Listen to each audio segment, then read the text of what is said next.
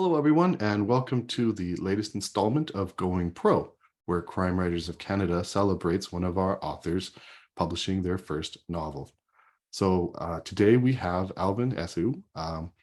Alvin is or I should say, taught law for 30 years at the University of Manitoba. Technically speaking, his newest book isn't his first publication, but his previous work was academic, and because it's my show, we're not going to count it. And today we're going to celebrate the publishing of The Gorilla Man Strangler Case, serial killer Earl Nelson.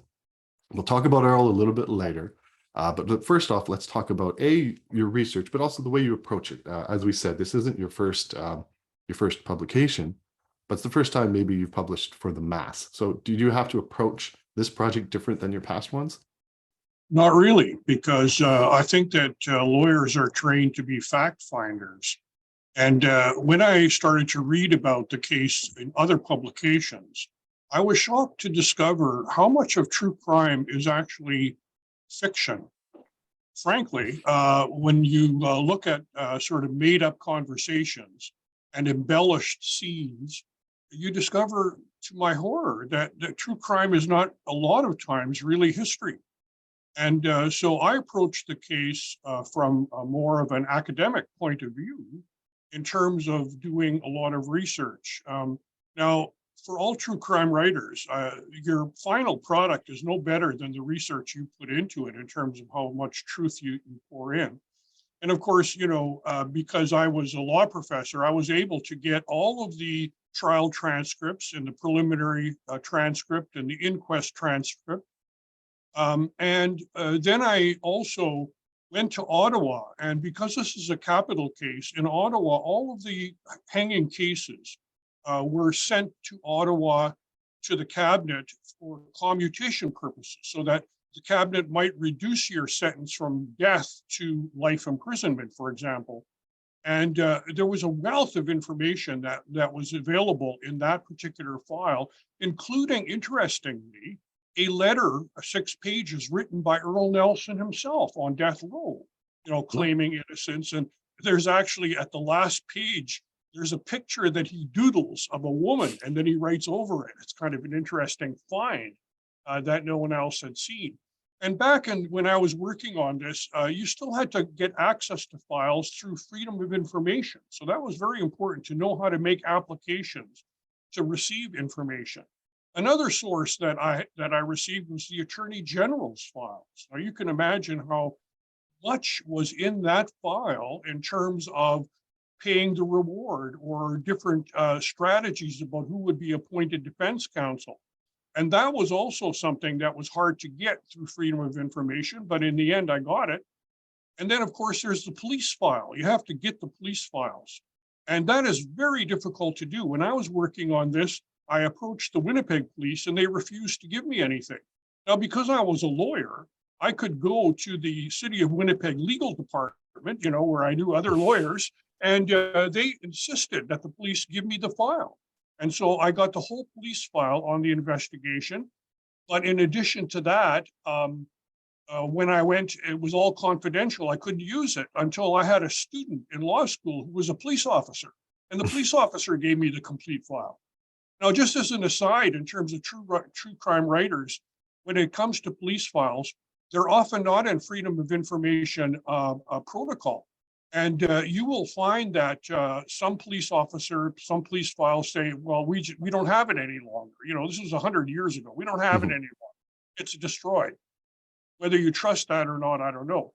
But in some cases, it's quite amazing. Like, for example, he murdered a woman in Buffalo in late May of 1927. And I just walked up to the Buffalo police office, and they handed me the whole file.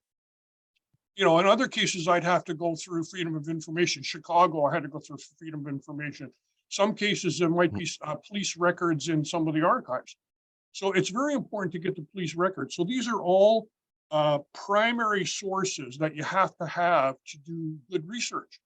Now, in addition to that, there are, of course, the secondary sources. There's, newspapers are really important. And of course, we know that newspapers can't be all that reliable.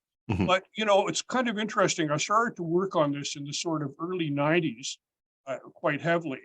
And in those days, you know, you had to travel to a library and then you'd have all these newspapers on microfilm. I don't know if you've ever used microfilm, but, you know, I've spent days and days in different libraries throughout the United States taking old newspapers and putting them on, you know, getting them on the microfilm reader and then pushing the button to print something. And the thing about browsing these old newspapers is that, you know, all you've got is sort of the date. You've got sort of so-and-so was murdered on so-and-so date. So you go to the newspaper on that date and then you get something. But then you have to reel through all the newspapers over the next week to see follow-up stories. This takes a lot of time. And maybe it'll be a whole month later that somebody's falsely arrested for that case. And you haven't gone that far, you know. Yeah. And so I spent enormous amounts of times, you know, and what's different today, which is critical for true crime writers, is that you have to belong to newspaper databases because now so much is digitized. It's fabulous. You just put in the name of the person and you'll get all kinds of references from all over the place where that name appears. And so it makes the task so much easier. Now, having said that, I don't think I wasted all my time because some of the newspapers that I looked at still are not digitized. They're still not part of the collection. So I have added material that I still have used that comes from those days in the archives, in the newspapers. But I can't stress enough, the thing about newspapers is that back in the day that I was talking about, 1920s, there was no radio or TV, right? I mean, the newspapers were the source of information. And when it comes to reliability, most of the big cities had 3 or 4 or 5 major daily newspapers, and you could take all of them and compare what the stories are and see what the commonalities are, and also see sometimes newspapers would emphasize different things. One newspaper would give you the background of the victim, which all the other ones didn't talk about. So it's a hugely important source. Now, finally, to make a long story short, another source that's critical is now the database is available on ancestry.com or on Family Search or other databases that are genealogical databases, because what they do is they give you often birth certificates, they give you census records, which are critical, and they give you sometimes travel information. They give you places where people lived, in terms of city directories. This is a tremendous source to find facts, especially when you're reconstructing the past. So, well, you definitely did your research. when I did the research, I was just doing the kind of academic research that I would normally do if I was writing about famous cases or other matters of law. Well, it must have been sort of difficult because I have to admit, I didn't know who Earl Nelson was before, but after reading your website, quite the murderous spree, both in Canada and the US, many different cities. So when reading different papers, many different cities. But let's start with, and you warned me you might give long answers, but don't tell us too much, but could you tell us a little bit about Earl Nelson? Yeah, Earl Nelson was a person who was born in San Francisco, and his parents died allegedly of syphilis when he was just an infant. And so he was orphaned. And then he was taken into his maternal grandparents' house. And they were like in their early 60s at this time. And they had a whole bunch of other children. And he grew up in this family of a bunch of siblings of his mother. Now he was orphaned again because his grandparents died when he was 7.5. His grandma died when he was 10.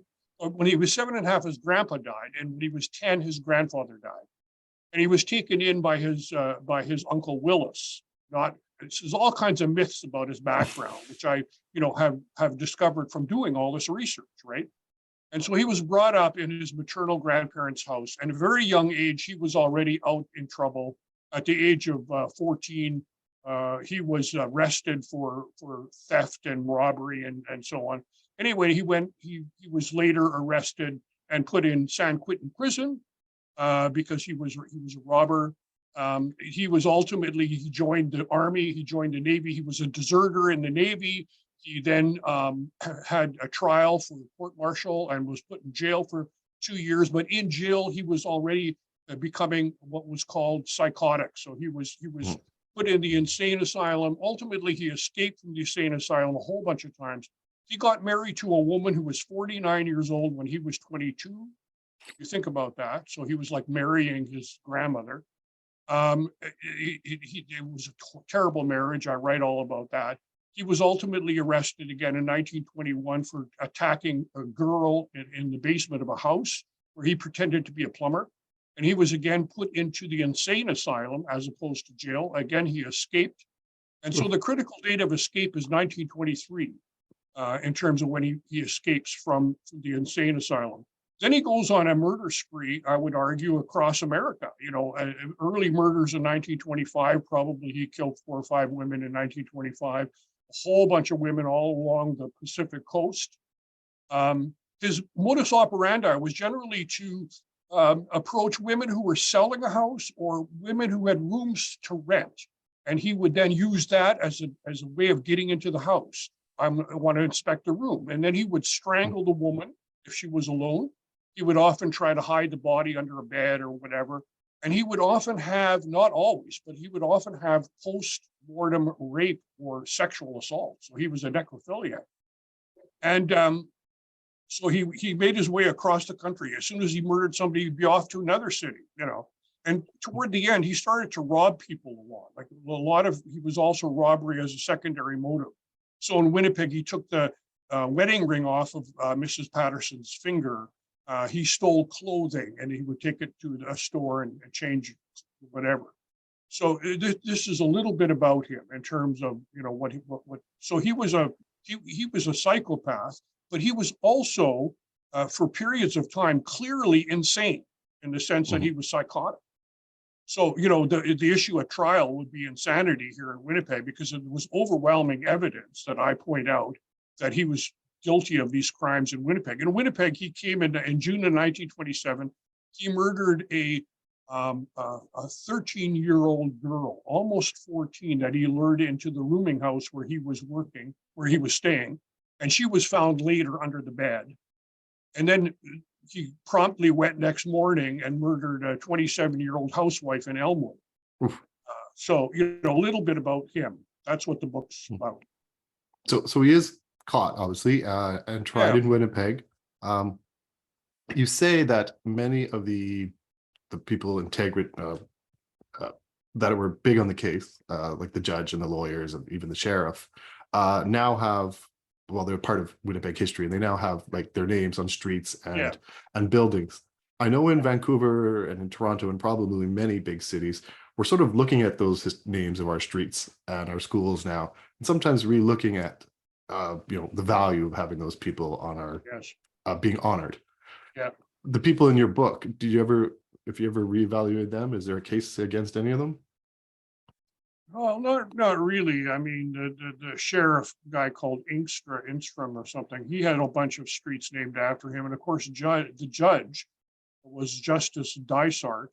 And, you know, there's a street at the university named after him. He was a very prominent, very learned man, probably the most learned judge. You know, he had got a Harvard law degree and he was very well read and so on. And so so there's no effort at the moment to take these individuals and sort of take their colonial past, you know, like in Victoria where I live. Of course, the statue of John A. Macdonald has been torn down. Probably the figure that comes to mind is that John A. Macdonald's son was a politician in Winnipeg. He was, in fact, the premier of the province of Winnipeg, of Manitoba at some stage. And he was a very prominent man and actually became a kind of provincial court judge, we might say at that time, and was beloved in the city of Winnipeg. And we have his house, Dalvenart, you know, made into a museum, and he's a big name. But he was also involved in all kinds of this, you know, colonial past situations. And so there's some question about whether we should be honoring him, you know, in terms of today's understanding. Now, the person who probably is interesting is Arthur Ellis, the hangman who I've done Yes. so. Yeah. Yes, actually, that was my next question. So let's go right to it. Those of you who know sort of short history of Crime Writers Canada know that we used to have our award, or major award, being called the Arthur Ellis. And about 2 years ago, we decided to change it, that it was time. A lot of people ask, like, why we did. We knew that Arthur Ellis was a hangman, but we don't know much about it. I know you've written quite a bit about him in this book.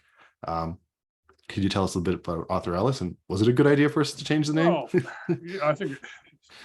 I mean, the thing about the book is that I don't just deal with the serial killer and the victims. I deal with James Stitt, the lawyer, extensively, and I deal with the psychiatrist extensively. I try to bring them to life, and of course, Arthur Ellis, the hangman.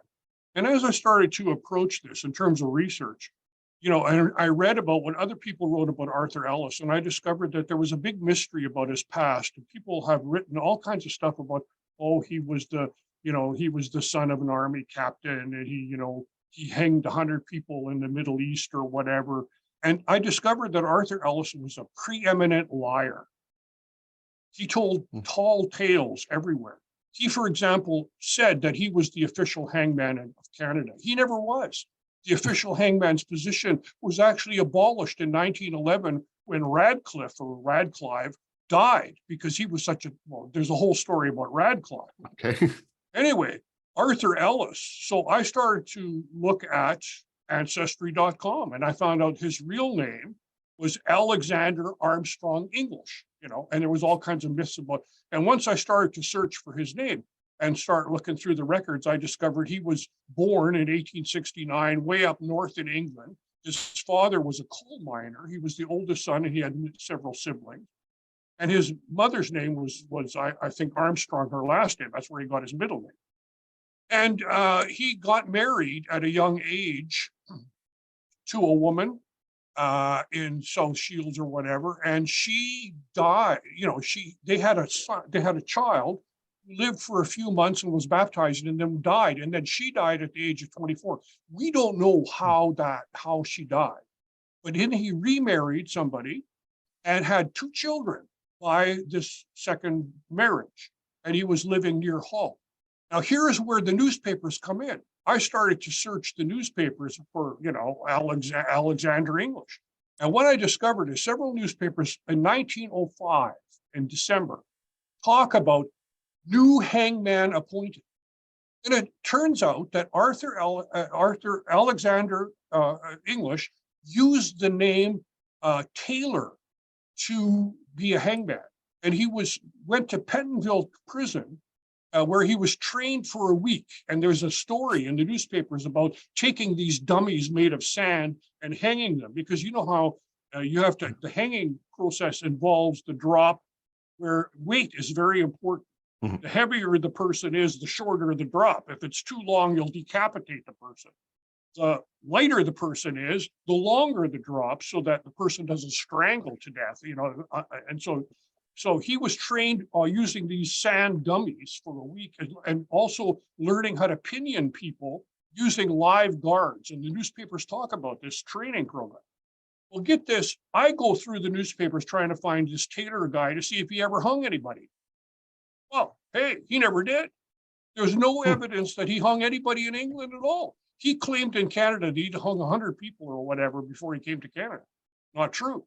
So what you discover is that, and then you go to further newspapers, and it turns out that in February of 1906 or whatever, there's a newspaper report about his wife and children have been abandoned. He came home excited about being a hangman, but there were no opportunities to hang anybody right away, and he disappears. He says to his wife, on Monday, I'm going away. I'll write you on Wednesday. I'm looking for a job. And he never writes her, and he disappears. So I find out from the English census that his wife and children have moved back to her family, and she's working as a dressmaker out of her parents' house. And he's in Canada hanging people. So it's like, okay, so then, just talking about the marital situation in Canada, in Montreal in 1916, he marries a woman, Edith Grimswell or whatever, and we find out, of course, this is probably known, there's other reports about this. In 1920, they're separated, they're living separate and apart, and they have some huge fight in which she charges him with aggravated assault. And the indictment says he was choking me, trying to strangle me, he was punching me in the face, and he was threatening to kill me with a gun. Ooh. So this is your hangman, right? And so it's all covered up in the sense that he gets bail, and then because he's got to run off to Vancouver to hang 3 people. And so the judge, this is before zero tolerance for domestic abuse. The judge says, well, what's this all about? Well, I think it's about money. She's supposed to get a certain amount per month from him, and she's not getting it. And so the real cause of the fight is money. So the judge says, listen, you can drop the charge if I make him pay each month this amount. And so the charge is dropped, as if she has the right to drop the charge. And in the end, a newspaper reporter next day talks to her and she says, well, the real reason was that he ran off with another woman. And so now that's just one example. Now, of course, once you start to study the life of Ellis, what you discover, aside from his lying, is that he was probably a drunk, like he drank a lot of times. There were 2 incidences, one in 1914 and I think another one in I can't remember the time, but he was jailed in Vancouver for intoxication. Once in Montreal, he pulled a gun or something in a theater, or he had a gun in a theater and he was drunk. And again, he got into trouble. But there's all kinds of evidence from newspaper reporters attending trials, attending hangings, that he was also a liar about never watching executions. There's a whole bunch of executions that were botched. Even just before he hung my guy in Winnipeg in 1928, in 1926, he hung a guy in Winnipeg, was, the newspapers covered it up mostly, was pretty much decapitated, So it's just not true that but he was certainly more efficient than other people that the sheriff might hire. I mean, he was extremely efficient in terms of time. He wanted to hang people as fast as possible. And he would actually have kind of a series of newspaper reports that talked about how within 19 seconds of the guy entering the gallows, the steps of the gallows, the guy would be hung. And so, Wow. so his speed and efficiency was certainly, and he was very pompous and so on. My argument is that, he argued that he had killed, 600 people or whatever. My argument is that he's a serial killer, folks, and that he also was probably psychopathic, and I would argue that, the question I imply in the book is that who's the worst serial killer? The guy who had killed 600 people, allegedly, or the victim who, was a crazy escapee of the insane asylum, was a serial killer? Who's really the worst serial killer, folks? Yeah, a very interesting question, which I know you dig quite deep into with your book. So it sounds like a very interesting read. I'm looking forward to getting my hands on a copy. I think everyone else probably should too. It's an interesting piece of Canadian history. Like we said also too, it's really nice of you to explain a little bit of the Arthur Ellis mysticism. Thank you so much. I'm convinced now that Crime Writers of Canada did the right thing and we changed our name. So thank you, Alvin. That was a very interesting conversation. It was a pleasure to be with you. Thank you. And thank you for everyone watching. All right. Bye.